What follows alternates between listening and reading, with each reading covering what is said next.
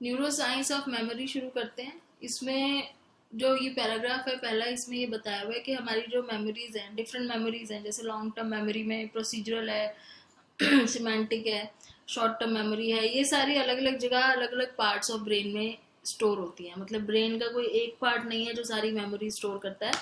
Brain के अंदर काफ़ी सारे डिफरेंट पार्ट्स हैं जो different type of memory store करते हैं। जैसे प्रोसीजरल मेमोरी जो है हमारी, जो लॉन्ग टर्म के अंदर आती है, प्रोसीजरल मेमोरी वो सेरिबेलम में स्टोर होती है।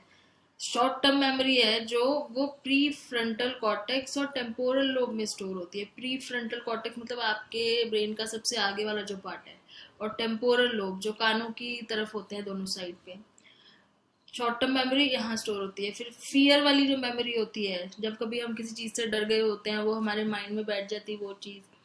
तो जो फियर वाली मेमोरी है वो एमिगडेला में स्टोर होती है। एमिगडेला एक पार्ट है ब्रेन का जो इमोशन से रिलेटेड है, तो वहां पे स्टोर होती है। और लास्ट में जो सिमेंटिक और एपिसोडिक मेमोरी है, जिसको हम डिक्लेरेटिव बोलते हैं, वो दोनों ही फ्रंटल और टेम्पोरल लोब में होती है, लेकिन जहां प्रोसीजरल होती है उससे अलग जगह पे होती है।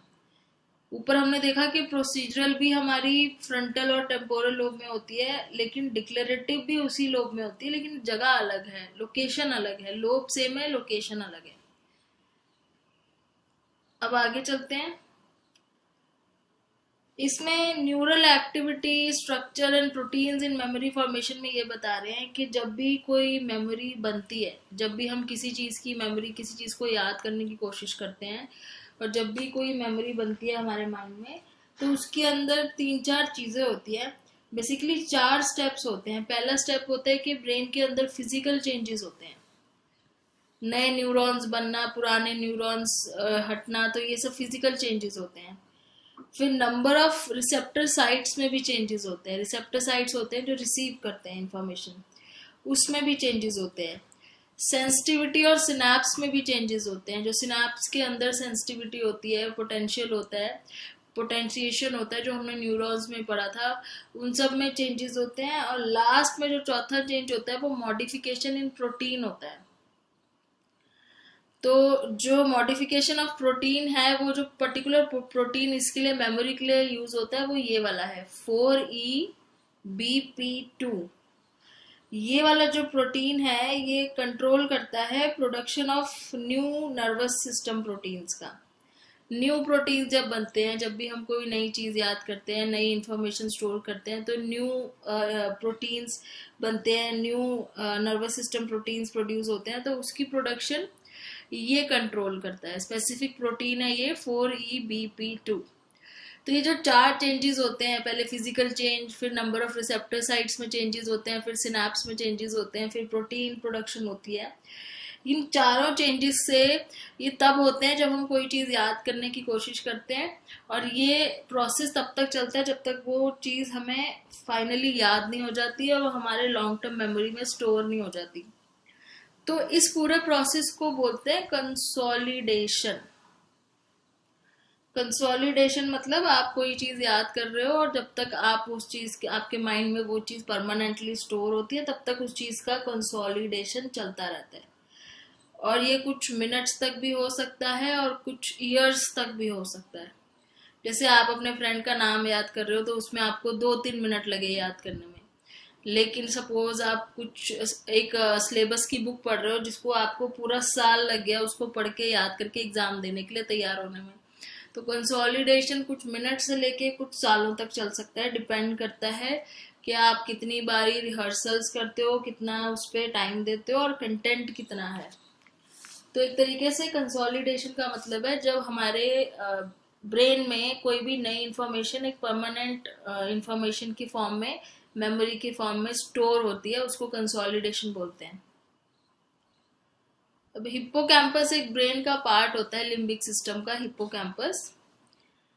और इसका क्या काम होता है, ये न्यू लॉन्ग टर्म मेमोरीज बनाने में हेल्प करता है। और यही चीज हमने ऊपर डिस्कस करी थी जब हमने वहाँ पे एक केस के बारे में बात की थी। एक पर्सन थे, उनका नाम HM शॉर्ट में नाम लेते हैं उनका। तो इनका जो केस था, उनका इस केस में हम क्यों डिस्कस कर रहे हैं यहाँ पे ये केस, क्योंकि इनका केस क्या था एक्चुअली, जब ये 16 इयर्स के अराउंड जो थे, टीन एज में थे अपने, तो इनको बहुत सीवियर एपिलेप्टिक सीजर्स आते थे। एपिलेप्सी एक प्रॉब्लम होती है जिसमें दौरे पड़ते हैं, तो एपिलेप्टिक सीजर्स होते थे इनको बहुत ज़्यादा। तो डॉक्टर्स ने सोचा कि इनके हिप्पोकैम्पस एरिया से ये जो सीजर्स हैं उससे रिलेटेड है, ब्रेन के अंदर जो ये हिप्पोकैम्पस जो पार्ट है, तो उन्होंने इनके ब्रेन में सर्जरी करी और ये हिप्पोकैम्पस और उसके साथ के जो टेम्पोरल लोब होते हैं उनको रिमूव कर दिया उनके ब्रेन से। उन्होंने सोचा सर्जन ने कि अगर हम ये रिमूव कर देंगे तो इनके सीजर्स खत्म हो जाएंगे। लेकिन उसके कुछ टाइम बाद क्या हुआ, वो दोनों चीजें जब रिमूव हो गई तो सीजर्स थोड़े से कम तो हुए थे, लेकिन एक बहुत बड़ी प्रॉब्लम ये आ गई थी कि वो अब न्यू डिक्लेरेटिव मेमोरीज नहीं बना पा रहे थे। Ability to form new declarative memories was profoundly impaired, मतलब वो नई मेमोरीज, वो भी स्पेशली डिक्लेरेटिव वाली। डिक्लेरेटिव मतलब जिसमें हमारी सिमेंटिक और एपिसोडिक आती है, वो मेमोरीज नहीं बना पा रहे थे, नई मेमोरीज। तो उनको कोई भी नया इवेंट याद नहीं रहता था, कोई भी नया फैक्ट याद नहीं रहता था। जैसे कोई मैगजीन वो लेके घूमते रहते थे जिसको वो बार बार रोज पढ़ते थे, सेम चीज रोज पढ़ते थे, क्योंकि उन्हें लगता था कि वो पहली बार ही उस मैगजीन को पढ़ रहे हैं। तो इस तरीके से ये प्रॉब्लम आ गई थी। तो यहाँ पे एक चीज और पता चली थी कि उनकी जो प्रोसीजरल मेमोरी थी ना वो बिल्कुल ठीक थी। प्रोसीजरल मेमोरी में कोई प्रॉब्लम नहीं थी, प्रोसीजर्स उनको याद हो जाते थे, जो चीज वो एक बार सीखते थे अगले दिन वो उसको बिना प्रैक्टिस के कर लेते थे, लेकिन उनको ये याद नहीं होता था कि उन्होंने वो चीज एक्चुअली में पहले करी हुई है। जैसे आपने मैथ का कोई सम आज प्रैक्टिस किया, कल उसको आपने और इजीली कर लिया, परसों और इजीली कर लिया, लेकिन आपको ये याद नहीं आ रहा कि आपने ये पहले किया हुआ है कभी, बट आप उसके स्किल आपके अच्छे हो रहे हैं उसके अंदर। तो इस तरीके से इनकी प्रोसीजरल मेमोरी तो अच्छी होती जा रही थी, मतलब इनकी वैसे थी जैसे नॉर्मल होती है, लेकिन डिक्लेरेटिव मेमोरी बिल्कुल नहीं थी, तो इनको कोई इवेंट याद नहीं रहता था। तो फाइनली जब इनकी डेथ हो गई थी, जब ये 82 ईयर्स के थे दिसंबर 2008 में, तो इनका नाम रिवील कर दिया गया, क्योंकि जब तक इनका केस चल रहा था, जब तक ये जिंदा थे, तब तक ऐसे किसी का नाम रिवील करना नहीं वो होता, एथिकल नहीं होता। लेकिन इनकी डेथ के बाद ये नाम रिवील कर दिया था कि इनका पूरा नाम था हेनरी गुस्ताव मोलेजन। तो HM के नाम से फेमस है, और इनकी ज्यादा डिटेल अगर आपने पढ़नी है तो यहाँ वेबसाइट दी हुई है, यहाँ पे जाके आप पढ़ सकते हो। इनके ब्रेन के ऊपर बाद में पोस्टमार्टम करके ब्रेन को निकाल के उसके ऊपर बहुत सारी स्टडीज अभी चल रही हैं आज भी। तो ये HM का केस काफी ज्यादा फेमस है साइकोलॉजी के सब्जेक्ट में। एज अ स्टूडेंट आपको ये नॉलेज होनी चाहिए कि HM अगर कोई बात करे तो वो किस केस के बारे में बात हो रही है। फिर आते हैं कि मेमोरी जब फेल होती है तो हमें जो एमनीजिया होता है वो कितने टाइप का होता है। एमनीजिया मतलब लॉस ऑफ मेमोरी जो होता है हमारा, वो कितने टाइप से हो सकता है। और ये एमनीजिया पर्टिकुलरली वो वाला होता है जब हमारे ब्रेन की फंक्शनिंग प्रॉपरली नहीं हो पाती, कंकशंस की वजह से या किसी ट्रॉमा की वजह से, चोट लगने से या अल्कोहल की वजह से, रीजन कुछ भी हो सकता है। So, there are two forms of severe loss of memory disorders caused by problems in the functioning of the memory of the areas of brain. The problem can result from concussions, brain injuries, और trauma और alcoholism। तो इस type से कुछ भी reason हो सकता है जिस वजह से ये हमें एमनीजिया होता है। इसमें दो टाइप के हैं। पहला एमनीजिया जो है वो है रेट्रोग्रेड एमनीजिया। रेट्रोग्रेड एमनीजिया ये होता है कि जैसे जब आपको चोट, जैसे आप सपोज कोई पर्सन है, उसका एक्सीडेंट हो गया, बाई चांस उसके सर पे बहुत जोर से चोट आई है, तो उसको उस चोट लगने के थोड़े घंटे पहले से लेके चोट लगने के बाद जब वो होश में आता है तब तक की कोई भी चीज याद नहीं होती। जैसे चोट लगी उससे 1-2 घंटे पहले वो कहाँ था, वो कहाँ से निकला था जब वो सड़क पे जा रहा था, और उसको एक्सीडेंट हुआ, उसके बाद जब तक वो होश में नहीं आया हॉस्पिटल में, वो सारी मेमोरीज उसके लिए बिल्कुल ही जीरो होती है। उसको कुछ याद नहीं होता कि वो क्या करने के लिए घर से निकला था, कहाँ से आ रहा था। थोड़े देर पहले की, मतलब चोट लगने से 1-2 दिन पहले की और चोट लगने के होश आने तक की बीच की कोई भी मेमोरी उसके माइंड में नहीं होती है। So people who are in accidents in which they received a head injury often are unable to recall the accident. मतलब accident का तो उनको बिल्कुल याद ही नहीं होता. They cannot remember last several hours or even days before the accident.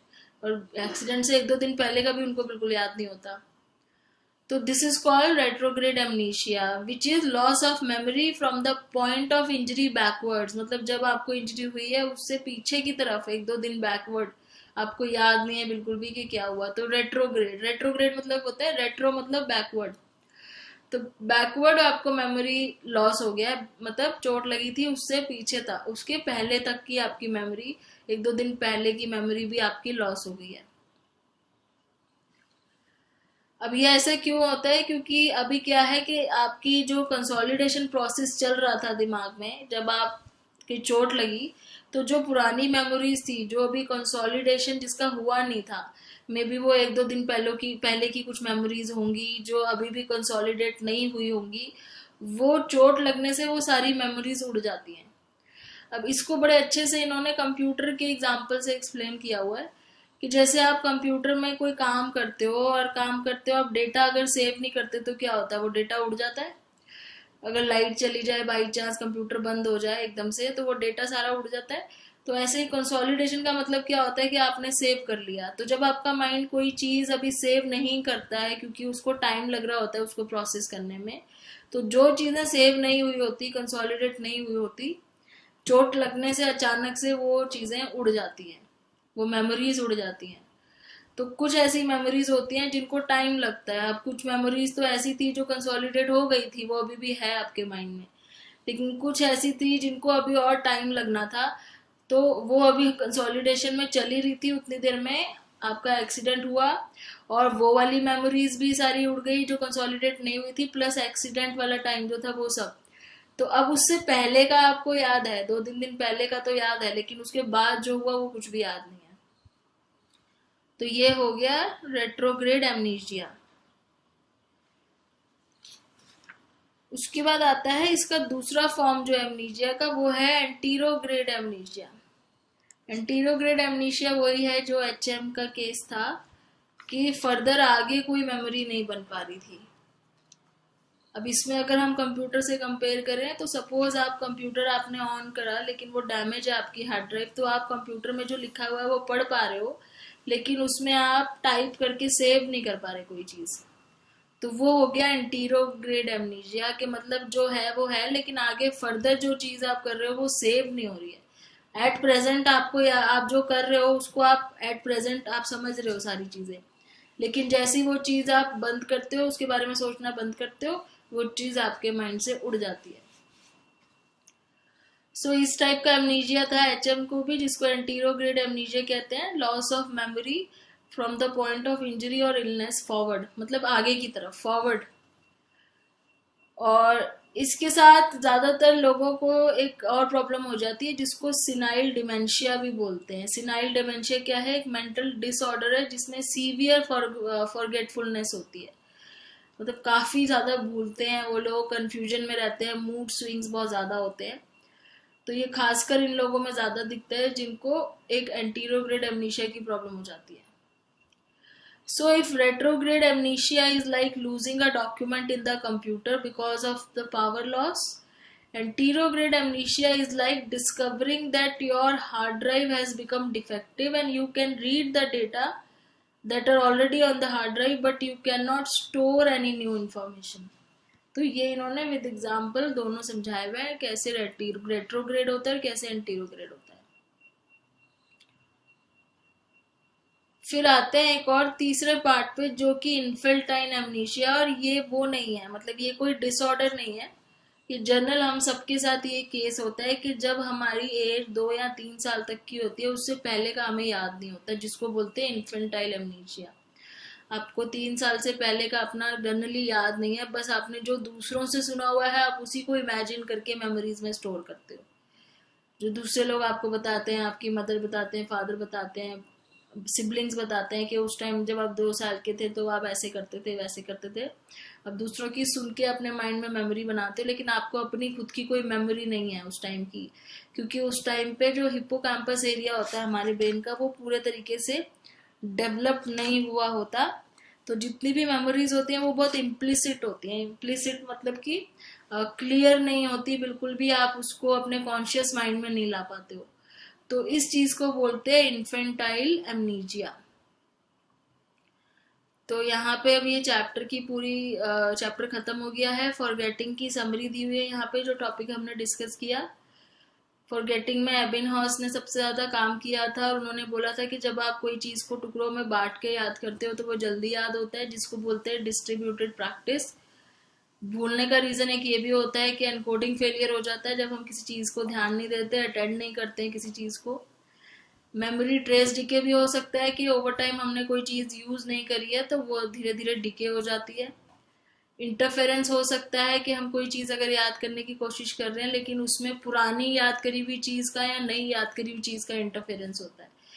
तो proactive मतलब पुरानी चीज नई चीज याद करने में डिस्टर्बेंस कर रही है। रेट्रोएक्टिव मतलब जो नई चीज है वो पुरानी चीज को डिस्टर्ब कर रही है। फिर डिफरेंट एरियाज ऑफ ब्रेन है जिसमें मेमोरी स्टोर होती है, जैसे प्रोसीजरल सेरिब्रम में होती है, short term memory pre frontal cortex और टेम्पोरल लोब में होती है, सिमेंटिक और एपिसोडिक मेमोरी भी फ्रंटल और टेम्पोरल में होती है, लेकिन इस वाली लोकेशन से अलग लोकेशन होती है इसकी।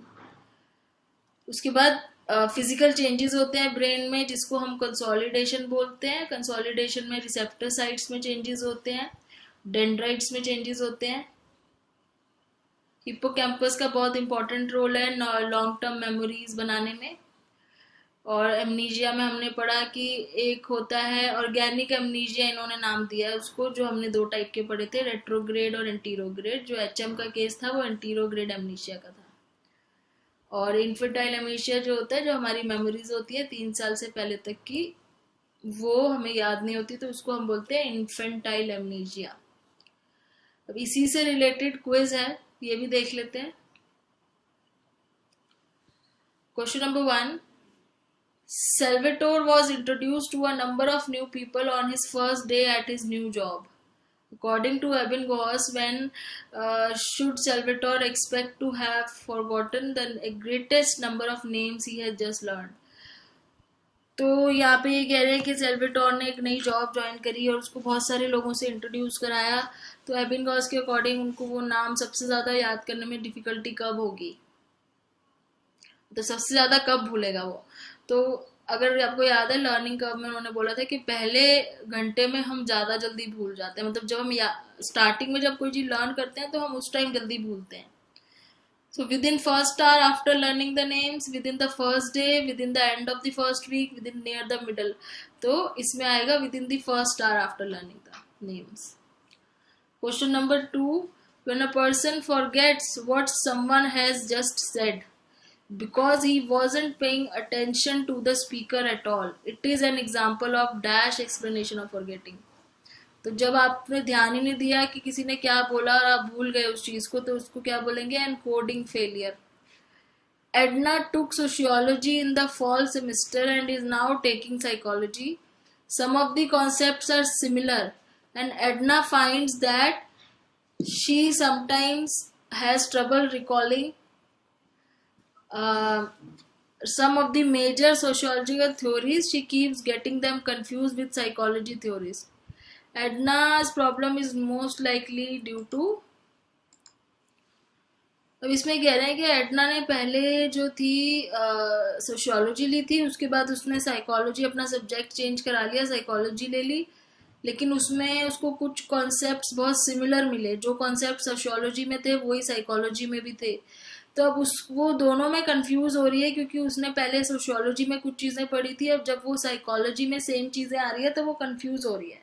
तो पुरानी जो चीज उसने पढ़ी वो नई चीज को समझने में प्रॉब्लम क्रिएट कर रही है, तो इसको हम कौन सा इंटरफेरेंस बोलते हैं, इसको बोलते हैं रेट्रोएक्टिव इंटरफेरेंस। नेक्स्ट है, Brian went from United States where he grew up to England. The first week he was there, he had a terrible time remembering to drive on the left side of the road. His problem was most likely due to, again वही चीज है कि Brian जो है वो United States से है जहाँ पे वो बड़े हुए, फिर वो इंग्लैंड शिफ्ट हो गए, तो पहले वीक में उनको ये चीज याद रखने में बड़ी प्रॉब्लम आ रही थी कि उनको left side of the road पे चलना है। तो ये प्रॉब्लम उनकी किस वजह से हुई थी? First went from United States where he grew up to England. हाँ, यूनाइटेड स्टेट्स से इंग्लैंड में गए थे। तो पहले वीक में उनको इस चीज को रिमेम्बर करने में थोड़ी प्रॉब्लम आई कि उनको left side of the road पे ड्राइव करना है। तो अब इस चीज को आप क्या बोलोगे? पहले वो यूएस में थे जहाँ पे right side of the road drive करते थे, अब वो इंग्लैंड में है जहाँ पे left side of the road drive करते हैं। तो अब इनको प्रॉब्लम आ रही है बार बार उस चीज को याद करने में, तो इसको क्या बोला जाएगा? कौन सा इंटरफेरेंस बोला जाएगा? तो इसको हम बोलेंगे proactive interference. Tendency for older learn material to interfere with new learning new material.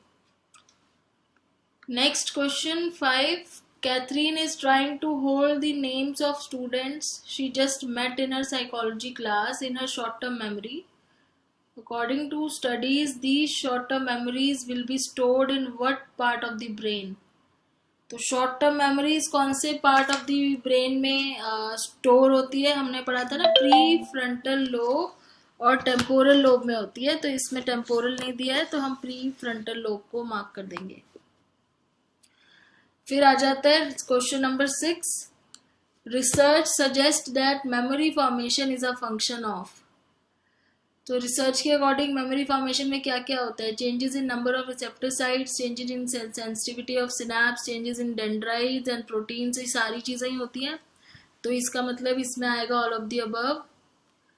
7th question में है the role of dash in the formation of new long term declarative memories was first made apparent in the case of HM, a famous case study in amnesia. तो HM के case में किसका role पढ़ रहे थे हम चारों में से? हिप्पोकैम्पस का रोल पढ़ रहे थे। उसके बाद 8th question, TJ was in a car accident and suffered a concussion। कंकर्जन मतलब वो बेहोश हो जाना, कंफ्यूज हो जाना, मतलब एकदम से सडनली ब्लैकआउट हो जाता ना चोट लगने के बाद। After he recovered he found that he could not remember the accident itself और the events of the morning leading up to the accident. तो वो जो हमने केस पढ़ा था कि एक्सीडेंट से पहले की चीजें भी भूल जाते हैं, तो ये कौन सा एमनीशिया था? रेट्रोग्रेड एमनीशिया था। और HM का तो था वो एंटीरोग्रेड एमनीशिया था। तो ये चैप्टर यहाँ पे फिनिश हो जाता है। ये चैप्टर की समरी में क्वेश्चन आंसर्स हैं।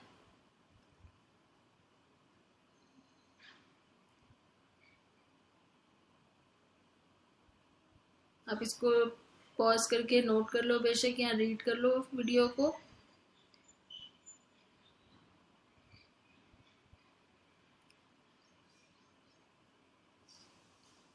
टॉपिक वाइज इन्होंने क्वेश्चंस और आंसर्स दिए हुए हैं यहाँ पे।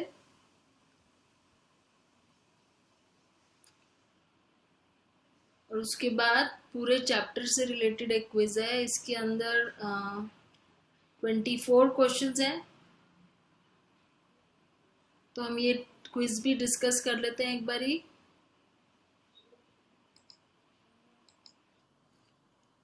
Question number 1, memory can be best described as a series of storage bins or boxes, a process of storage, an active system that encodes, store and retrieve information, a series of passive data files। Memory में 3 process हमने पढ़े थे, encoding, storing and retrieving. That means इसका answer होगा C। In question number 2, in the dash model of memory, memories are simultaneously created and stored across a mental network। तो कौन से model of memory में बहुत सारे नेटवर्क की बात करी थी जो साइमल्टेनियसली चलते हैं एक साथ? तो नेटवर्क अगर आपको जब भी वर्ड ध्यान आए तो उसमें आपको पैरेलल डिस्ट्रीब्यूटेड प्रोसेसिंग याद आनी चाहिए। Question number 3, Roberta looked up and from her book, realizing that Joaquin had said something to her. What was it? Oh yes, he had just asked her if she wanted to go out to dinner. Roberta's ability to retrieve what Joaquin said is due to her. अब कोई Roberta है, वो अपनी book पढ़ रही है और जब उसने थोड़ी देर बाद उसको लगा कि जॉक्विन ने उसे कुछ पूछा और 2 मिनट उसने 2 सेकंड सोचा और उसको एकदम याद आया कि उसने उससे बाहर जाने के लिए पूछा था। तो ये जो थोड़ी देर बाद एकदम से उसको याद आ गया कि वो क्या बोल के गया था उसको जब वो बुक पढ़ रही थी, तो ये कौन सी मेमोरी है? तो इसको हम साउंड वाली जो मेमोरी होती है इसको हम इकोइक मेमोरी बोलते हैं। Question number 4. Although Sperling found evidence that iconic memory lasts about half a second, in reality information gets pushed out rather quickly by newer information. Evidence suggests that iconic memory really lasts about dash of a second.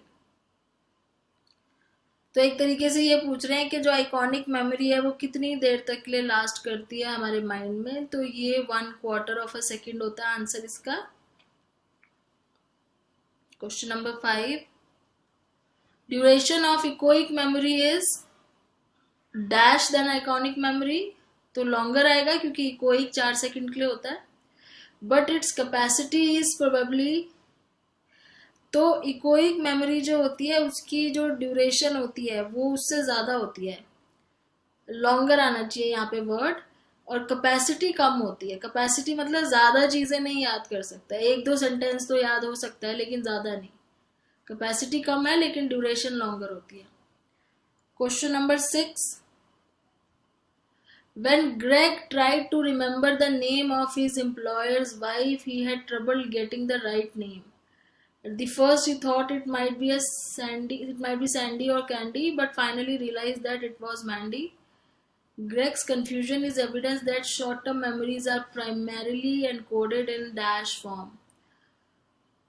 So, ये जो यहाँ पे इन्होंने पूरा example दिया है कि Greg है वो अपने एम्प्लॉयर की वाइफ का नाम याद करने की कोशिश कर रहे हैं जो उनको याद नहीं आ रहा, कभी उनको लग रहा है सैंडी है, कभी लग रहा है कैंडी है, फाइनली उनको याद आता है इट वाज मैंडी। तो ये जो उनकी कंफ्यूजन हो रही है शॉर्ट टर्म मेमोरी में, ये किस फॉर्म में एनकोड होती है? तो हमने ये पढ़ा था कि हमारी मेमोरी भी साउंड के फॉर्म में एनकोड होती है जिसको हम एकॉस्टिक बोलते हैं। फिर क्वेश्चन नंबर 7.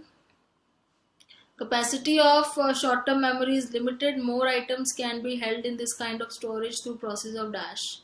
तो हमारी शॉर्ट टर्म मेमोरी की कैपेसिटी बहुत कम है। हमने वो मैजिक नंबर पढ़ा था, मिलर्स मैजिक नंबर 5 ± 2।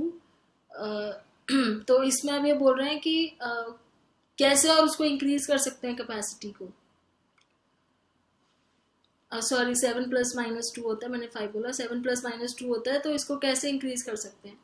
तो decoding, chunking, rote rehearsal, data compression. तो अगर आप ध्यान करो तो रोट रिहर्सल से मेमोरी की कैपेसिटी इंक्रीज नहीं हो सकती, लेकिन चंकिंग से हो सकती है। आप किसी डेटा को छोटे छोटे ग्रुप्स में डिवाइड करते हो, चंक में डिवाइड करके आप उस मैजिक नंबर से ज़्यादा भी याद कर सकते हो।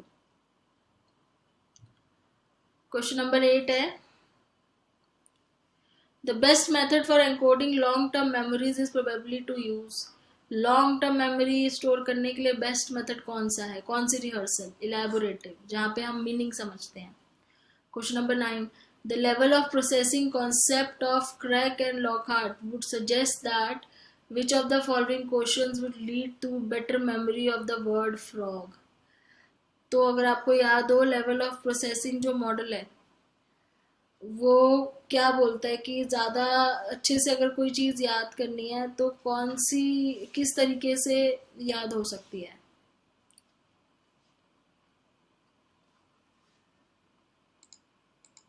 तो उसमें उन्होंने ये बोला था जब हम डीप लेवल पे जाके याद करते हैं, डीप लेवल उसके मीनिंग से उसको रिलेट करके याद करते हैं, ना कि सिर्फ उसके ऊपर से लिखी हुई लिखावट के तरीके से।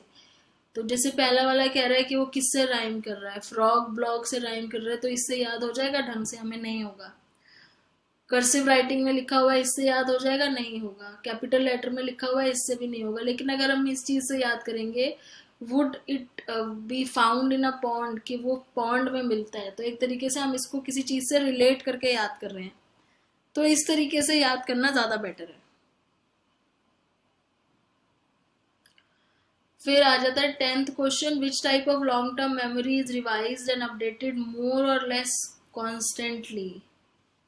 कौन सी लॉन्ग टर्म मेमोरी इन सब में से जो ज़्यादातर रिवाइज और अपडेट होती रहती है हमेशा ही?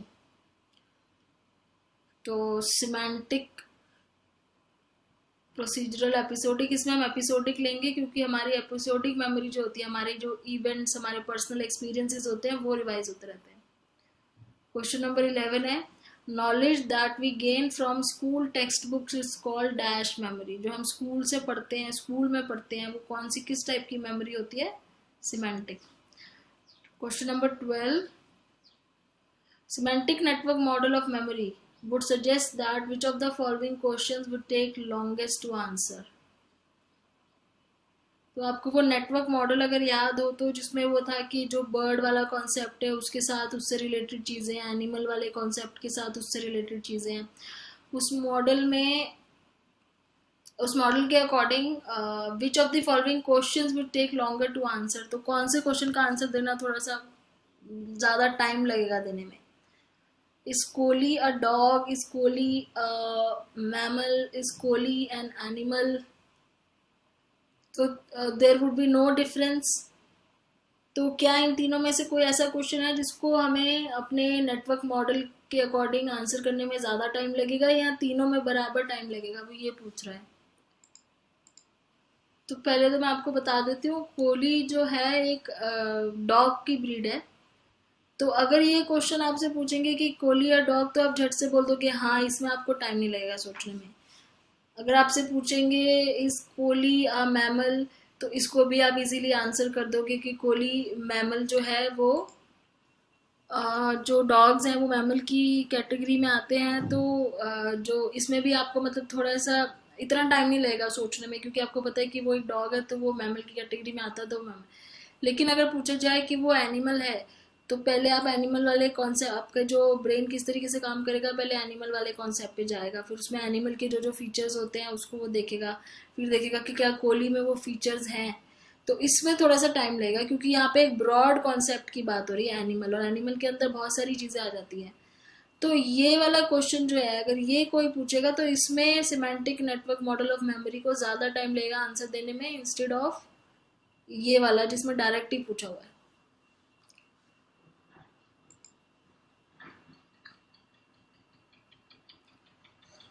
उसके बाद है question number 13, the research of Ike and Metcalf would suggest that if you were really angry when you were learning Spanish, you should be dash when taking the final exam। तो ये research कह रही है कि अगर आपको encoding specificity वाला topic याद है, तो ये रिसर्च बोल रही है कि जब आपने स्पेनिश याद की थी तब आप बहुत गुस्से में थे, तो उसको ढंग से याद वापस से रिट्रीव करने के लिए जब आप फाइनल एग्जाम देते हो उसका, तो आपको उसी सेम स्टेट में होना चाहिए। तो आपको कौन सी स्टेट में होना चाहिए अगेन? तो अकॉर्डिंग टू वो रिसर्च आपको वापस से एंग्री स्टेट में ही होना चाहिए, उसको दोबारा से अच्छे से याद करने के लिए एंग्री स्टेट में होना चाहिए। Question number 14, which of the following is not an example of a test using recall. तो रिकॉल और रिकॉग्निशन दो चीजें पढ़ी थी, तो कौन सा वाला इसमें रिकॉल नहीं है? नॉट एन एग्जाम्पल है ना, कौन सा वाला नहीं है? तो short answers, essay, fill in the blanks, true false. तो रिकॉग्निशन क्या होता है? जब कोई चीज़ दी होती है ऑलरेडी, उसको ही हम देख के पहचानते हैं। तो शॉर्ट आंसर में हम रिकॉल कर रहे हैं क्योंकि वहाँ पे कुछ चीज़ दी नहीं हुई है, एसे में भी हम पूरा रिकॉल कर रहे हैं, फिल इन द ब्लैंक्स में भी हम पूरा रिकॉल कर रहे हैं। सिर्फ ट्रू और फॉल्स ही ऐसी चीज़ है जिसमें हम रिकॉल नहीं कर रहे हैं, ऑलरेडी क्यू दिया हुआ है, उसको हम सिर्फ पहचान रहे हैं। तो आंसर यहाँ पे ये होगा। Question number 15, the serial position effect predicts that the information that will be remembered best from the list will come at the dash of the list। तो सीरियल पोजीशन इफेक्ट मतलब प्राइमेसी और recency effect पूछ रहा है। तो कौन सी information है जो ज़्यादा अच्छे से याद होगी, जो कि लिस्ट के बिगनिंग या एंड में आएगी, मतलब रिसेंसी इफेक्ट या प्राइमेसी इफेक्ट में से एक। Question number 16, Melanie was having a difficult time describing the man who took her purse in the mall parking lot. The officer showed her some pictures of the people who had been involved in similar crimes and she was quickly able to point out the right man. Melanie's situation is a reminder that in comparing recognition to recall, recognition tends to be. तो यहाँ पे question में ये पूछा है कि मेलिनी है, उसका पर्स किसी ने पार्किंग लॉट से चुरा लिया है। अब उसको जो पुलिस ऑफिसर्स ने पिक्चर्स दिखाई क्रिमिनल्स की जो इस तरह की चोरियां करते हैं, तो उसने उसको झट से पहचान लिया। वैसे वो रिकॉल नहीं कर पा रही थी, लेकिन फोटो देख के उसने पहचान लिया। तो मतलब इसका क्या है कि रिकॉल से रिकॉग्निशन क्या ज़्यादा ईजियर है, तो ईजियर आएगा, रिकॉग्निशन ज़्यादा ईजियर है रिकॉल से। फिर आते हैं क्वेश्चन नंबर 17 पे, is I witness testimony usually accurate. तो ये आई विटनेस वाला आपको केस याद करना है यहाँ पे, क्या आई विटनेस जो टेस्टिमनी या जो अपनी जो स्टेटमेंट देते हैं, क्या वो जनरली एक्यूरेट होती है? नहीं होती। क्यों नहीं होती? बिकॉज फॉल्स पॉजिटिव आइडेंटिफिकेशन के चांसेस होते हैं। Question number 18, the passage of time and frequency of events are example of knowledge that is often subject to. तो पैसेज और टाइम, जो चीज़ें हम ज़्यादा ध्यान नहीं देते लेकिन फिर भी हमें आइडिया लग जाता है कि कितना टाइम निकल गया है या कोई चीज़ कितनी बार हो चुकी है, पहले हमने उस पर इतना ध्यान नहीं दिया, फिर भी वो हमारे माइंड में वो चीज़ स्टोर हो गई है, तो उसको बोलते हैं automatic encoding. Question number 19, when retrieving a long term memory, bits and pieces of information are gathered from various areas and put back together. तो जब लॉन्ग टर्म मेमोरी को हम याद करने की कोशिश करते हैं दोबारा से, तो हम उसमें काफ़ी सारी चीज़ें जोड़ लेते हैं इधर उधर से भी, तो उसको क्या बोलते हैं? Constructive processing. Question number 20, Ebbinghaus found that information is forgotten. तो इसमें आएगा more rapidly, gradually at first, then increasing speed of forgetting, quickly at first, then tapering off gradually, most quickly one day after learning। तो ये वाला आएगा quickly at first, then tapering off gradually, कि एकदम से सडनली पहले हम forget करना शुरू करते हैं, फिर धीरे धीरे धीरे वो टेपर ऑफ हो जाती है, नॉर्मल धीरे हो जाती है, स्लो हो जाती है। ठीक है, फिर आता है question number 21, problem with using decay और disuse theory to explain forgetting from long term memory is that.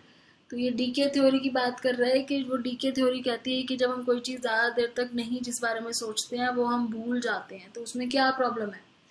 उसमें ये प्रॉब्लम है कि इसका आंसर ए है। प्रॉब्लम ये है कि older people can still remember things from their early years, कि जो ओल्डर जो बूढ़े लोग होते हैं उनको फिर भी कितनी चीज़ें उनके पुराने अर्ली ईयर्स की याद रहती हैं, जबकि उन्होंने इतने साल तक उसके बारे में सोचा भी नहीं होता। तो ये एक इसकी इस थ्योरी के अंदर एक ये चीज़ मिसिंग है कि ये कैसे होता है।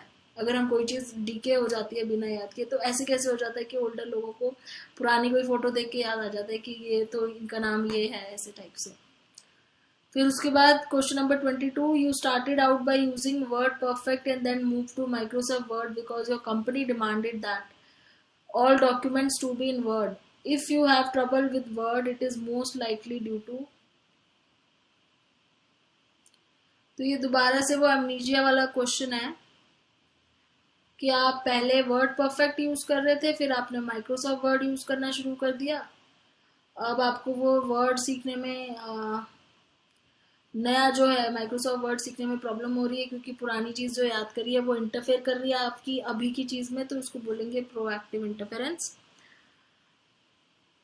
और इसी से रिलेटेड दूसरा भी क्वेश्चन होगा, the earliest and the main type of memory problem that people with dementia including Alzheimer disease typically have। तो जिनको डिमेंशिया होता है या अल्जाइमर होता है उनको टिपिकली कौन सा वाला एमनीजिया होता है इन चारों में से?